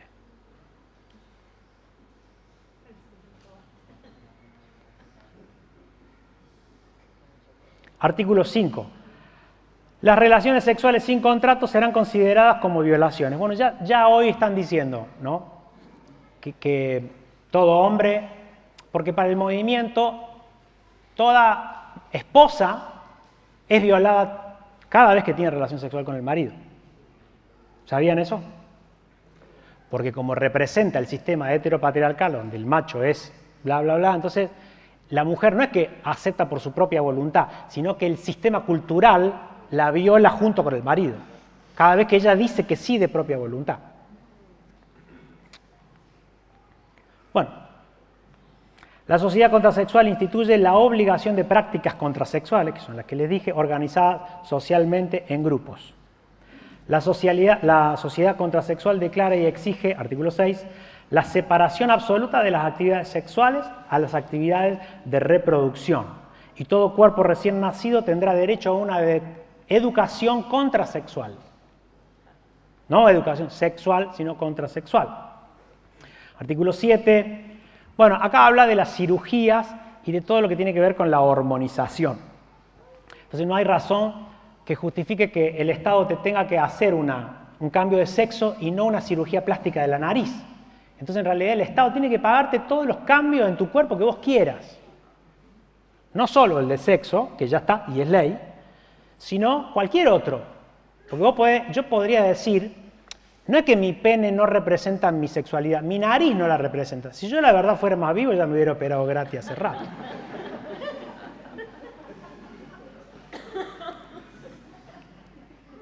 Les dije que no iba a hacer... no me tienten. Son malos, y malas.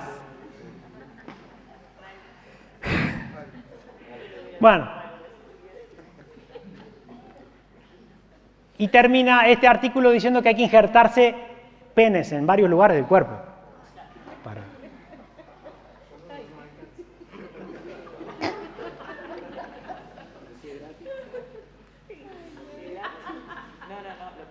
El artículo 8 va a hablar de las hormonas, la testosterona, y habla de que estas sustancias, que son las que permiten realmente cambiar de un hombre a una mujer o al revés, tienen que ser como caramelo que vos compré en el kiosco, que no puede estar eso regulado por la sociedad y por las instituciones heteronormativas como las farmacias o los médicos, sino que la tiene que liberar. Entonces es necesario considerar las hormonas sexuales como drogas políticos sociales. Ahí sí tengo... Le voy a pasar, este año se hizo viral la historia de una chica que se llama Nicole, que se transformó en Nicolás. Para que ustedes vean cómo funciona, cómo va funcionando todo esto.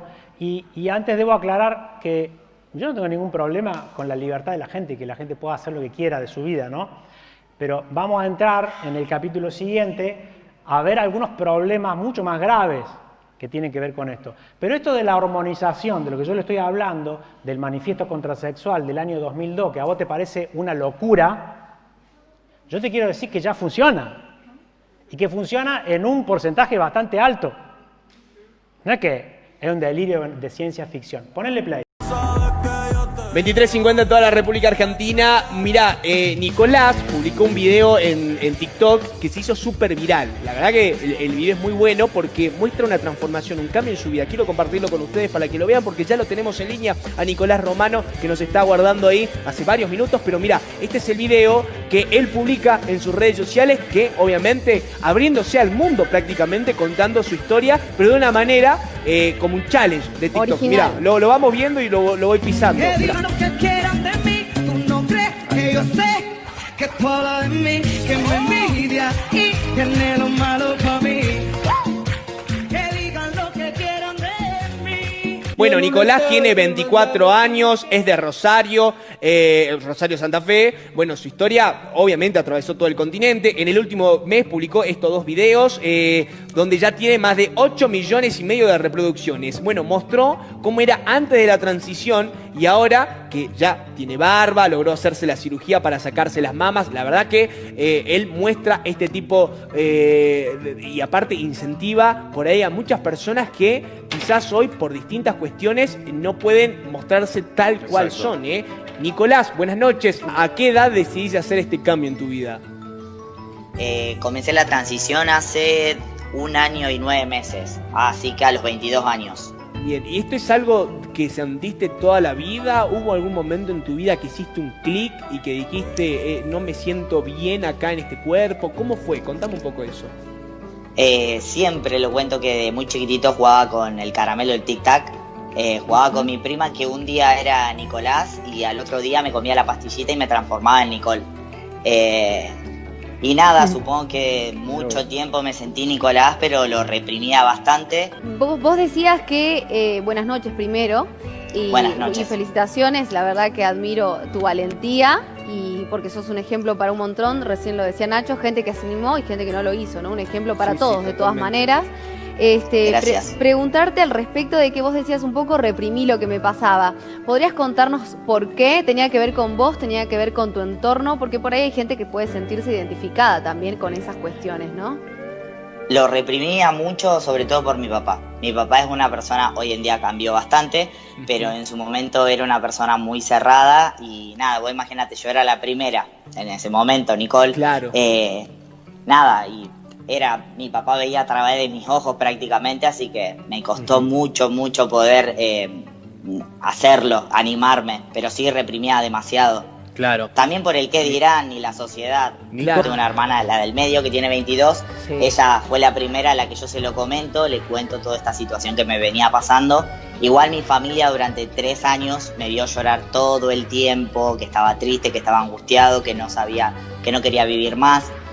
Y no sabían, yo les decía Claro. cosas que me pasaban, pero no les decía el trasfondo. Sí. Y me pasó una situación que estaba en la casa de mi abuela, yo estaba vestido con un todo de fútbol, con el cuadro que soy hincha, y mi papá me hace un comentario diciéndome que me tenía que vestir de mujer.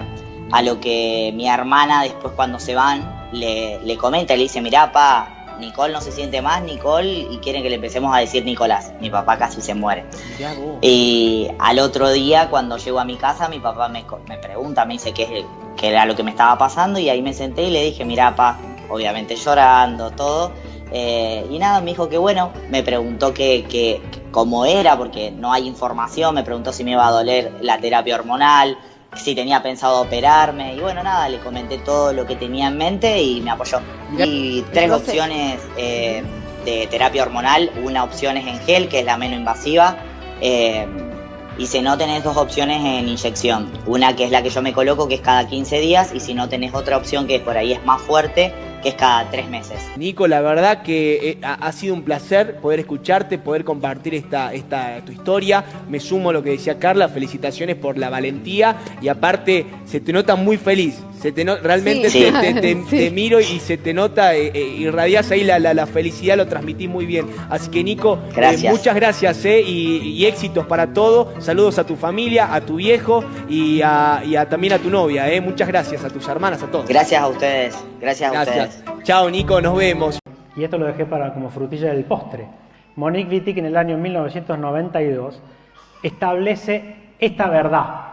porque recién, bueno, Eva me decía, recién también Nicole dice, me inyecto hormonas, y esta cuestión de que el sexo no es natural, no es biológico. La pregunta es entonces, ¿para qué necesita ponerse hormonas si vos pensás lo que vos querés de vos? Y el punto es preguntarle a Nicole qué va a pasar cuando no deje de inyectarse hormonas. O sea, simplemente va a volver a ser lo que el ADN y toda la ciencia, la biología, la neurociencia y todas las ciencias, que son ciencias únicas, demuestran y dicen que es. Claramente, ¿no? Porque la filosofía y la psicología están lejos de ser una ciencia. Y mucho menos a confrontar con el ADN. A esta chica vos le vas a hacer un ADN y va a decir que es Nicole. Por más que tenga barba, ¿no? Ahora, esto que parece tan lógico, página 42 del No se nace mujer de Monique Wittig, ella dice, en este punto creo que solo más allá de las categorías de sexo mujer-hombre pueden encontrarse una nueva y subjetiva definición de la persona y del sujeto para toda la humanidad, y que el surgimiento de sujetos individuales exige destruir primero las categorías del sexo. ¿Cómo vamos a hacer eso? Eliminando su uso, estaría bien, porque eso es cultural. Y rechazando toda ciencia, que aún la utiliza como fundamento. Y entre paréntesis pone ella misma prácticamente todas las ciencias humanas. O sea, que de boca de la propia mentora de todo esto te está diciendo que el movimiento, viste que les dije la contradefinición, es que es un movimiento anticientífico. O sea, es anticientífico, puede ser todo lo que vos quieras y tener toda la validación que vos quieras, psicológicamente, metafísicamente. Y yo digo, y ya lo voy a desarrollar otro día, que en realidad la ideología de género es la nueva religión del último tiempo, porque hay que tener fe en creer que vos sos algo que no sos para poder avanzar en el desarrollo de esto. Por eso que la única manera de entender la ideología de género es a través de la metafísica, de la autopercepción, de una valoración psicológica. Pero querer decir que no hay biología, que no hay naturaleza, sería entonces decir, ¿para qué te inyectás hormona? Ahora que decidís que sos Nicolás, te va a salir la barba.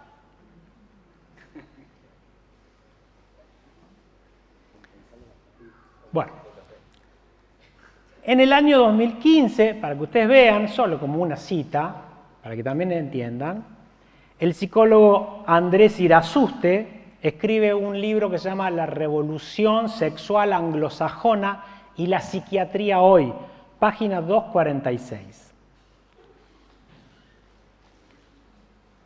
Y él hace una definición que ha tomado de la definición de lo que los cuerpos significan para la ideología de género. Esto es 2015. Y él dice, el otro ya no es alguien con quien se haga el amor por deseo, es un objeto al que se lo inviste de una sádica voluntad, o es una parcialidad susceptible de llenar pulsiones parciales, un ano que anule el dique de la sexualidad limpia y decorosa, un cuerpo dador de excremento o comedor de excremento, un recipiente de esperma, una piel, superficie a la cual flagelar para hacer sangrar, para ser mordida, incluso comida, un cuerpo con el cual practicar la masturbación letal o el coito con ahorcamiento y asfixia. Eso en psiquiatría y psicología se llama perversión. La gente que practica esto son pervertidos.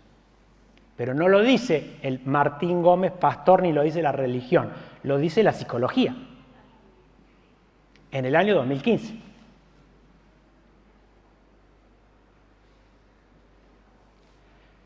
Harta información, ¿no? Con esto cierro para ponerle un punto final a entonces la comprensión histórica del movimiento, del feminismo de la primera ola, que busca los derechos, ni siquiera la igualdad porque reconoce las diferencias entre el hombre y la mujer, y y que terminó en los primeros años del siglo XX. Y que si hoy continúa así, continúa y hay que seguir creciendo con los derechos que falten. Porque si falta, sí, seguramente falta. También al hombre le faltan cosas, ¿no? De hecho, les recomiendo una psicóloga. Esto lo anoté, ¿en dónde lo anoté? A ver. Bueno, ya me va a venir. Pero hay una psicóloga que escribe o hace un video. Lo tenemos ahí, el video, Johnny. El feminismo científico. Esta psicóloga, que es brillante por lo que hizo, estoy tratando de acordarme el apellido de esta psicóloga. Pero bueno, escribe y crea un movimiento que se llama el feminismo científico. Entonces yo la escuché, la leí y dije, ¡qué jugadora! Se está burlando en la cara de la ideología de género. No está agregando un nuevo brazo al movimiento. Se les burla en la cara. Lo que pasa es que la mayoría de las feministas no lo saben. Porque el feminismo, si hay algo que no puede ser, es científico.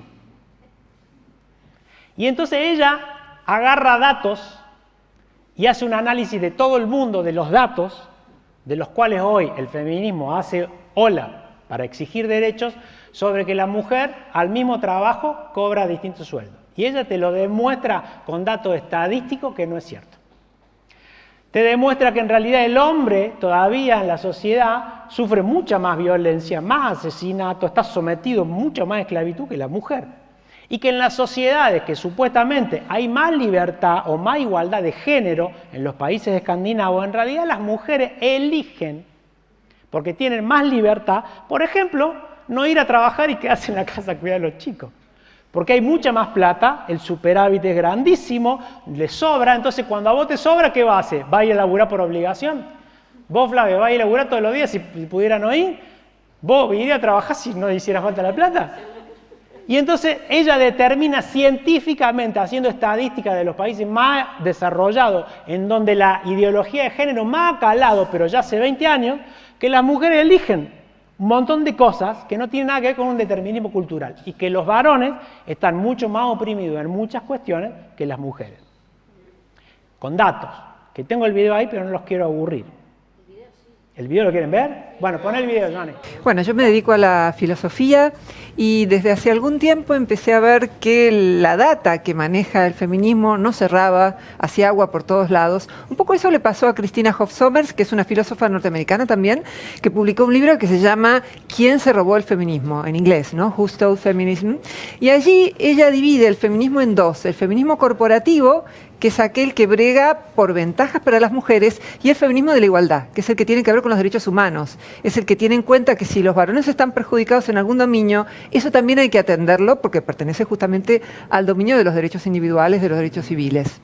Yo en un comienzo traté de dialogar con el feminismo, con algunas figuras bastante conocidas del feminismo, cuando vi que el diálogo era imposible decir, mira, yo tengo acá un estudio científico que me da una data distinta, la brecha salarial no es desigual paga por el mismo trabajo, es que las mujeres cuando son madres trabajan menos horas, quieren trabajar menos horas, la mayoría quiere hacer un trabajo parcial, y así como esa data era problemática, otras también, se cerraba la puerta. A ver, vos, ahí una feminista te diría, eso es que introyectaron el patriarcado.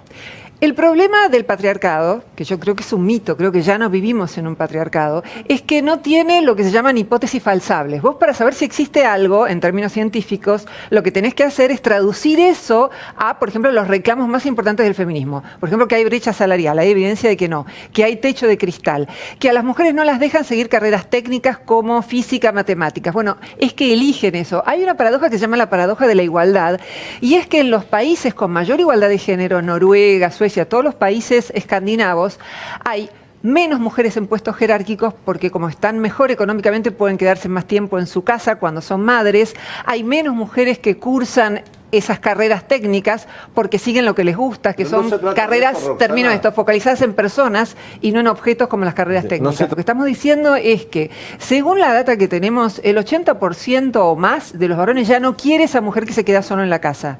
Y la mujer tampoco quiere quedarse en general solo en la casa, pero hay bastante evidencia de que cuando pueden darse ese lujo, las madres, que son la mayoría de las mujeres, más de la mitad, prefieren trabajar menos. Para resumir, tenemos que diferenciar lo que es discriminación de lo que es preferencia de la mujer. Demente. Hubo una verdadera revolución en el campo de las ciencias en la década del 90.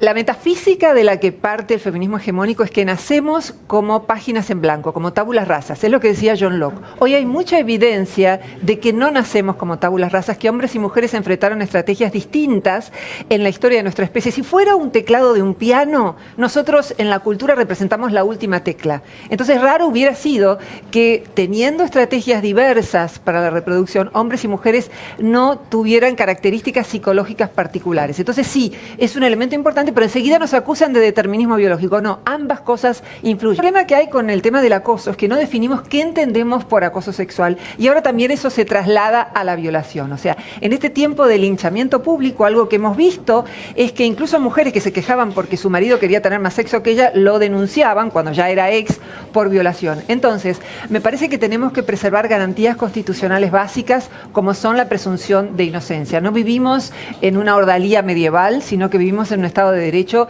y si todavía no hay una sentencia firme en casos de violencia sexual, me parece que hay que ser muy cauteloso con lo que se dice públicamente y no estoy de acuerdo con los linchamientos públicos. Es falso lo que dicen muchos periodistas de que el linchamiento se justifica o el escrache se justifica porque las mujeres no son creídas. Dentro de tu mirada, el femicidio. Me parece que la ley de femicidio sancionada en el 2015 quiebra un principio constitucional básico que es el de igualdad ante la ley. Es decir, en las mismas circunstancias, si un varón mata a una mujer de su familia o a su pareja, tiene la pena agravada respecto a la pena que recibe la mujer por el mismo delito. Estuve analizando los primeros 50 casos de femicidios y hay un caso muy particular en donde una pareja se confabula para matar a la esposa de él. Entonces, a él le dan más pena por la ley de femicidio que a ella. Esa ley existe en España, existe en Argentina y en otros países y me parece completamente contraria al principio de igualdad. Si reducimos un fenómeno tan complejo como es la violencia meramente a la mató por ser mujer, creo que en muy pocos casos podemos decir que alguien mata por ser mujer. En el ejemplo que te acabo de dar, no hay nada que podamos atribuir a que la mató por ser mujer. Simplemente era un marido que se quería deshacer de su esposa. Si tenemos que hablar de violencia, matan a 9 hombres en la Argentina por cada mujer y las cifras son equivalentes en el resto del mundo. Los hombres se suicidan más, hay más hombres en la cárcel, los hombres están abandonando más el sistema educativo. Hay un estudio de Son Yastar que muestra que por el mismo delito los hombres padecen en distintos países 5 años promedio más de pena. Los países donde hay pena de muerte, las mujeres no mueren por pena de muerte, los varones sí. ¿Vos crees que debe existir el feminismo o qué tipo de feminismo debería existir? Te lo hago al revés también. Buena pregunta. Creo que tiene que existir un movimiento por la igualdad, un movimiento que tenga en cuenta que ya no vivimos en un patriarcado y que hay desventajas y sexismo que padecen ambos sexos. Por ejemplo, la mayor parte de los varones no obtienen en los juicios de tenencia la tenencia de sus hijos. Para poner un ejemplo muy concreto, casi 90% de los casos de tenencia los ganan las mujeres, los hombres hacen un 93% de los trabajos que son más peligrosos y son los que más mueren. Es decir, hay desventajas y sexismo para ambos. Un verdadero movimiento por la igualdad aborda ambos y no considera que la mujer es una pobre víctima desvalida y que lo único que cabe es pensar que tiene desventajas.